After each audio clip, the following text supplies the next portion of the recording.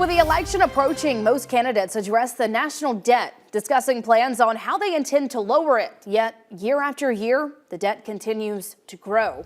News 4's Will Polston joins us live in studio. So, Will, you spoke with a state leader who fears the debt is too far gone at this rate. Yeah, that's correct, Kinsley. Alabama State Treasurer Young Boozer was in Dothan earlier today, and he shared his thoughts on the national debt as the election approaches.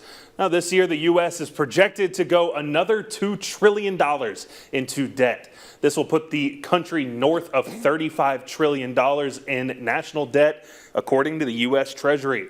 Boozer says it's going to take hundreds, if not thousands, of generations to pay this off. He says the only way that this could happen is if the nation considers balancing their budget.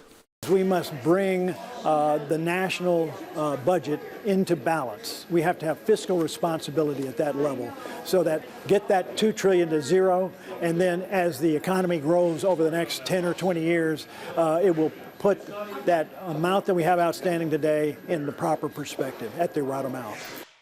Now, Boozer says balancing the budget could pay dividends for the nation. He referenced Alabama doing so and raising nearly $1 billion for the general fund in just 2 years' time. Kinsley? Well, Polston, thank you. The national debt has increased more than $1 trillion every year since 2017.